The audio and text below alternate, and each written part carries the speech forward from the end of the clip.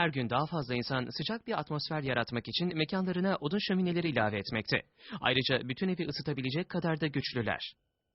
Ekonomik ve yeni düşük emisyona sahip modelleri daha da çevre dostu. Bu nasıl yapılır, içinizi ısıtacak bir hikayeyle karşınızda. Her odun şöminesinde bir ateş bölmesi bulunur. Üst kısmı yüksek ısıdan koruyan, yanan odunların üzerinde paslanmaz çelikten bir bariyer.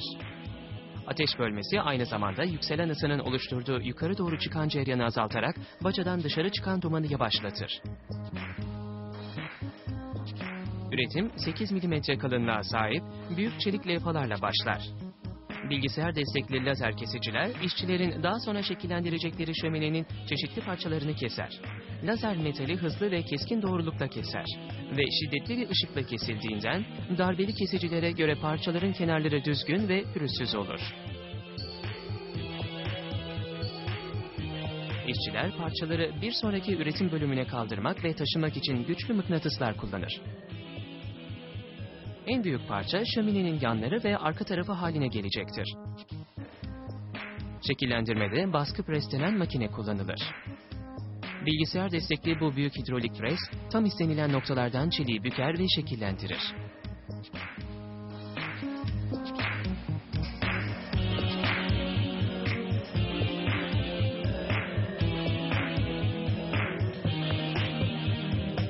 Şimdi de çerçeveyi kaynaklama sırasında sabit durması için bir montaj düzeneğine yerleştirilir.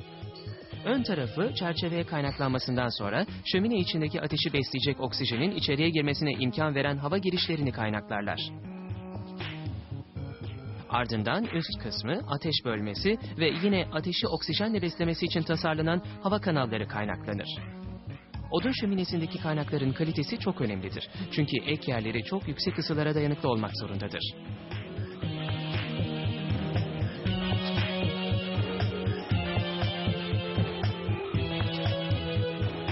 Şimdi de şöminenin alt kısmı kaynaklanır. Ortasında közün alttaki kül tepsisine dökülmesini sağlayan bir delik bulunur. Baca halkası da kaynaklanır. Bu çelik halka şömineyi baca çıkışına kadar ilerleyen baca borusuna bağlayacaktır.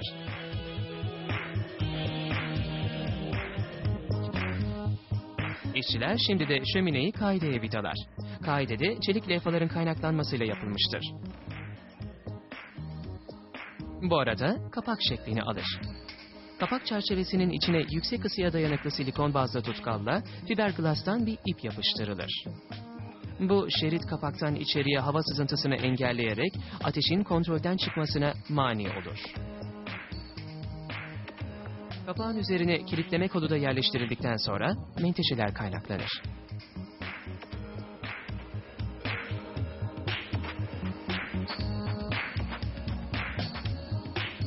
Şöminenin iç kısmı ya da diğer adıyla odunun yandığı tutuşma odasına, duvarları aşırı yüksek ısının eğmesine karşı koruması için tuğla döşenir.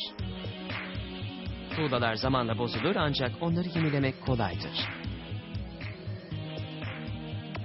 Son yerleştirilen çelik parça kül tepsisinin tapasıdır. Otomatik taşıyıcı şömineyi boyahaneye ulaştırır.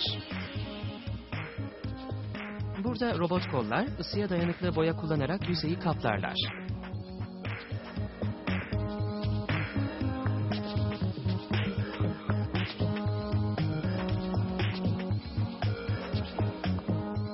Boya kuruduktan sonra bir işçi kapağa camı monte etmek için onu yerinden söker.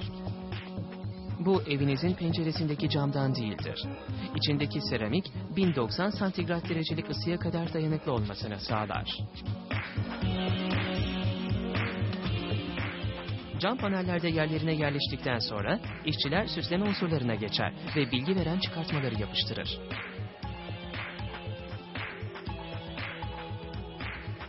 Ardından kapağı tekrar yerine takar ve kilidini kapatır. Üzerine şirket logosu perçinlenir.